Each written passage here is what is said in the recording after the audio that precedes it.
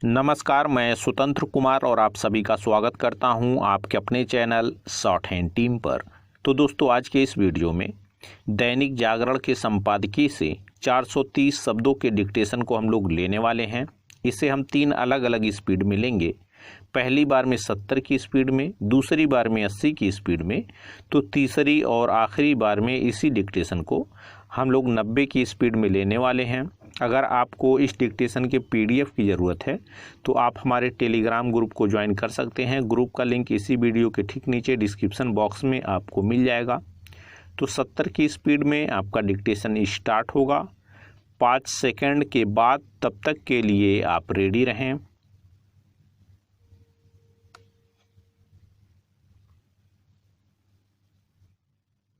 Start.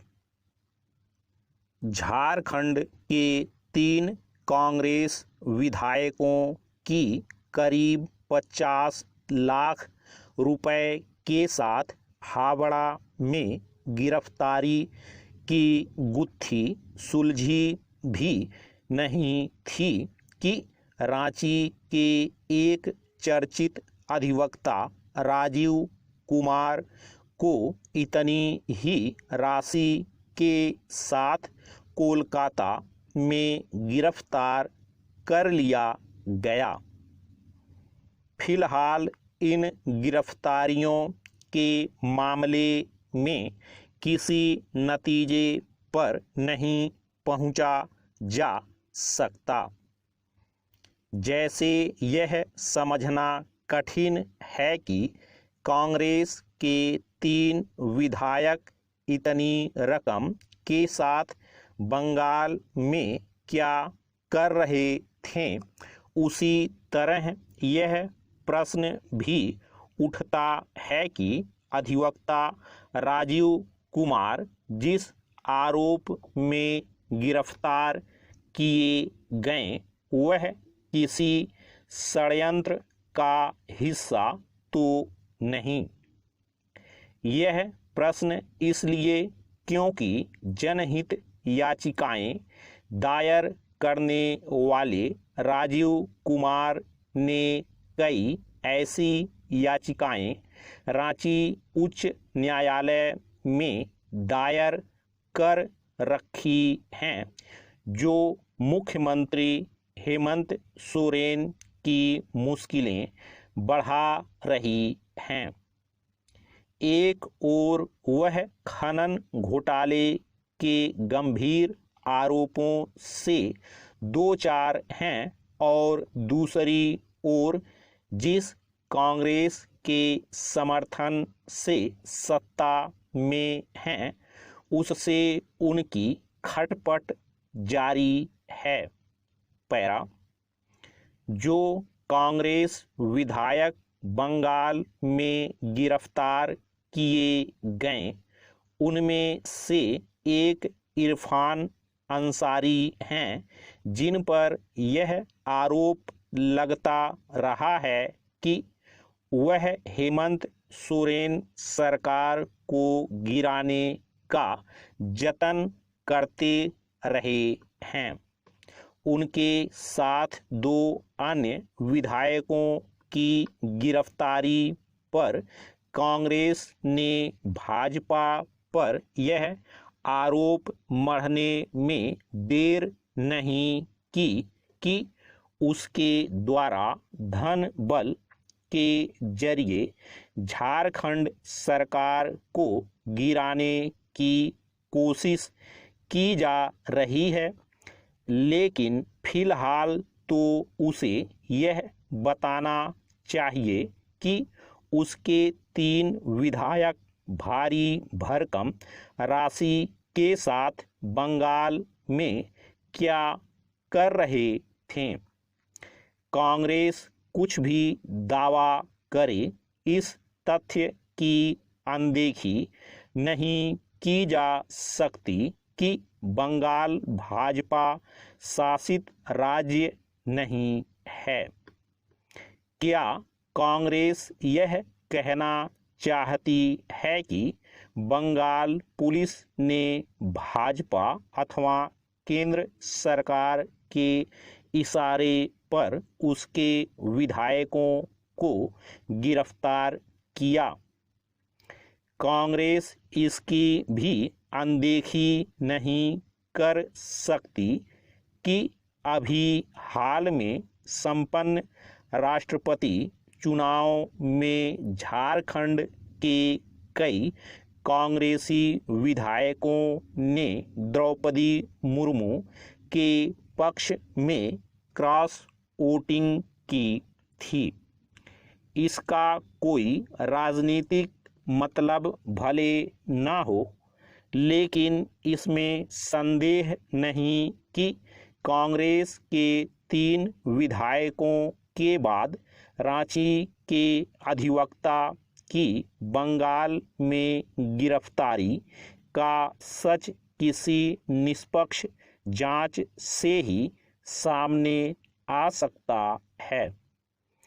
कहना कठिन है कि इन दोनों मामलों की जांच सही तरह से हो सकेगी, लेकिन इसमें कोई दो राय नहीं कि राजनीति भ्रष्टाचार का पर्याय बनी हुई है।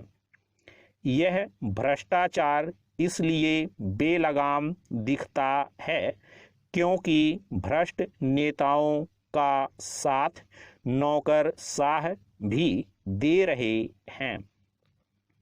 इसके साथ ही एक समस्या यह भी है कि राजनीतिक भ्रष्टाचार के मामलों की जांच की गति अत्यंत धीमी है और इसमें एक बड़ी भूमिका सुस्त न्यायिक प्रक्रिया की भी है।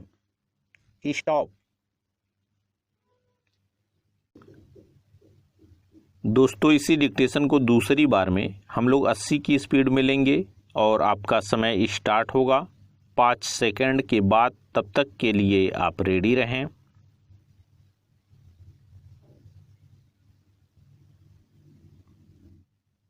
स्टार्ट।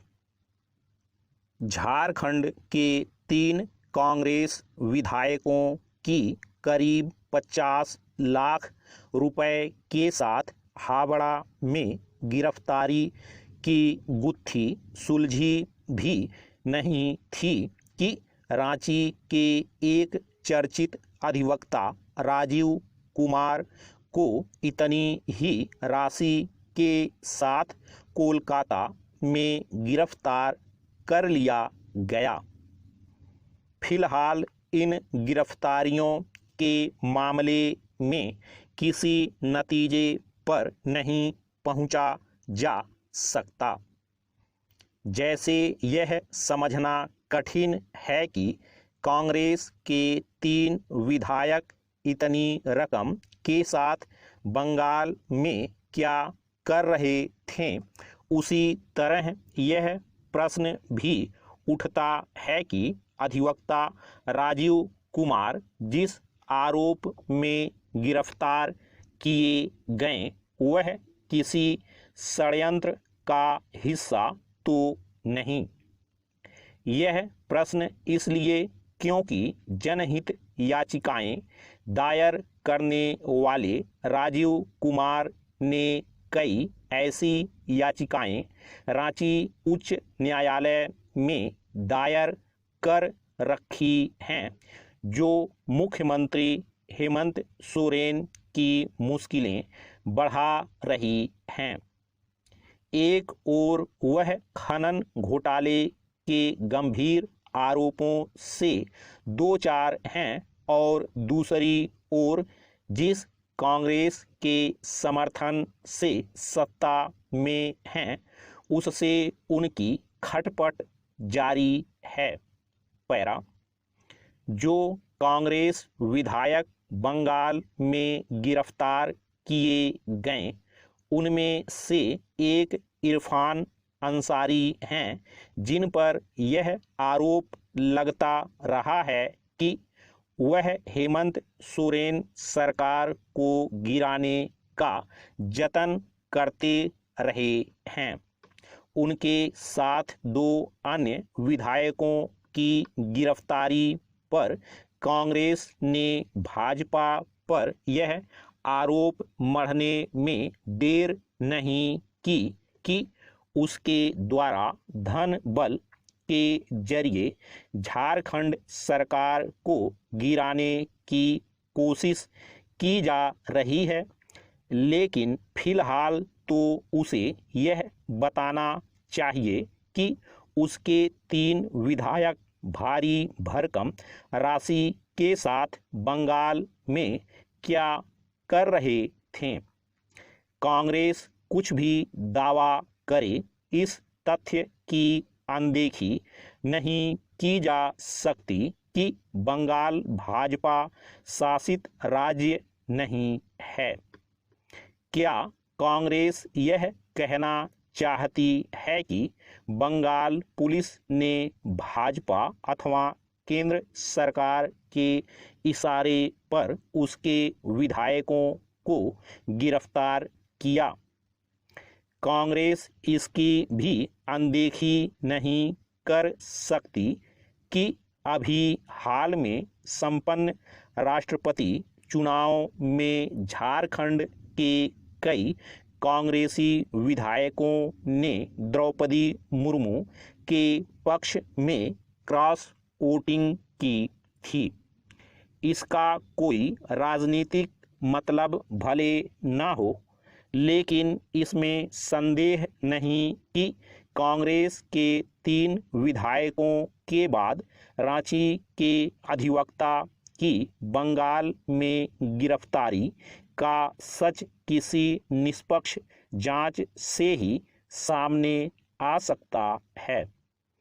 कहना कठिन है कि इन दोनों मामलों की जांच सही तरह से हो सकेगी, लेकिन इसमें कोई दो राय नहीं कि राजनीति भ्रष्टाचार का पर्याय बनी हुई है। यह भ्रष्टाचार इसलिए बेलगाम दिखता है क्योंकि भ्रष्ट नेताओं का साथ नौकरशाह भी दे रहे हैं। इसके साथ ही एक समस्या यह भी है कि राजनीतिक भ्रष्टाचार के मामलों की जांच की गति अत्यंत धीमी है और इसमें एक बड़ी भूमिका सुस्त न्यायिक प्रक्रिया की भी है। स्टॉप।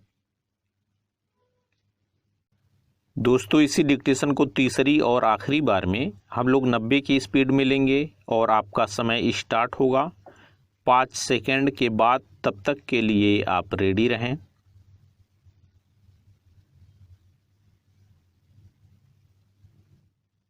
स्टार्ट।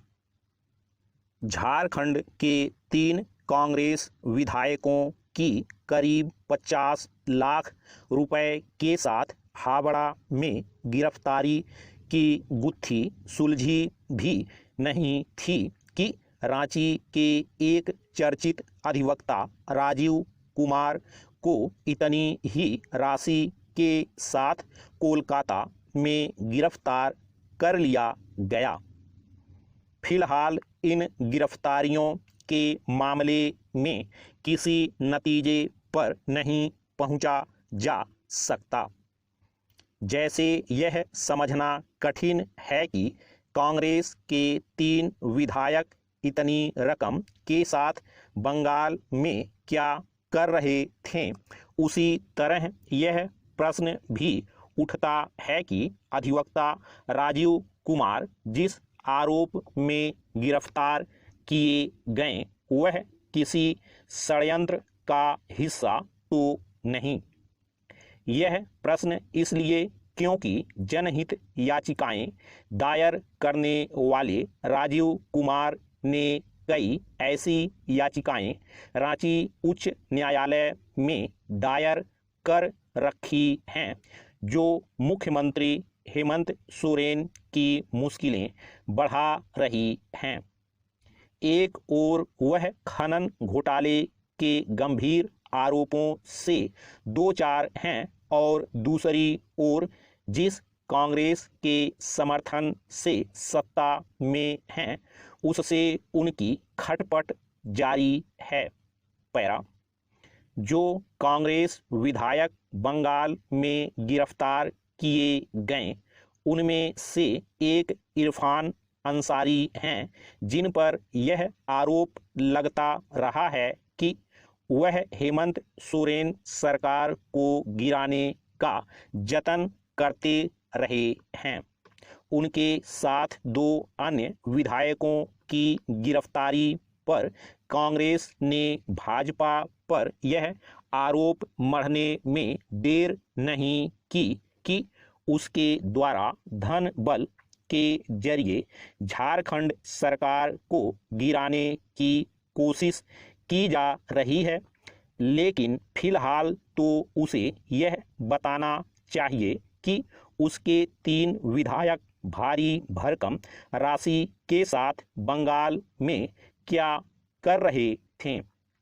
कांग्रेस कुछ भी दावा करे, इस तथ्य की अनदेखी नहीं की जा सकती कि बंगाल भाजपा शासित राज्य नहीं है।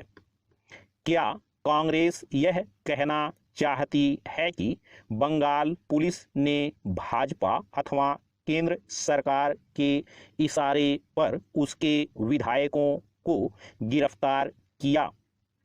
कांग्रेस इसकी भी अनदेखी नहीं कर सकती कि अभी हाल में संपन्न राष्ट्रपति चुनाव में झारखंड के कई कांग्रेसी विधायकों ने द्रौपदी मुर्मू के पक्ष में क्रॉस वोटिंग की थी।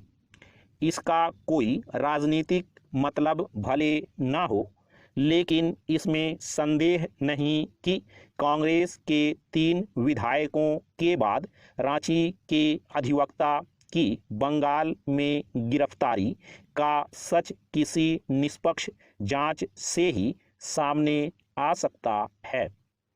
कहना कठिन है कि इन दोनों मामलों की जांच सही तरह से हो सकेगी, लेकिन इसमें कोई 2 राय नहीं कि राजनीति भ्रष्टाचार का पर्याय बनी हुई है। यह भ्रष्टाचार इसलिए बेलगाम दिखता है क्योंकि भ्रष्ट नेताओं का साथ नौकरशाह भी दे रहे हैं। इसके साथ ही एक समस्या यह भी है कि राजनीतिक भ्रष्टाचार के मामलों की जांच की गति अत्यंत धीमी है और इसमें एक बड़ी भूमिका सुस्त न्यायिक प्रक्रिया की भी है। स्टॉप।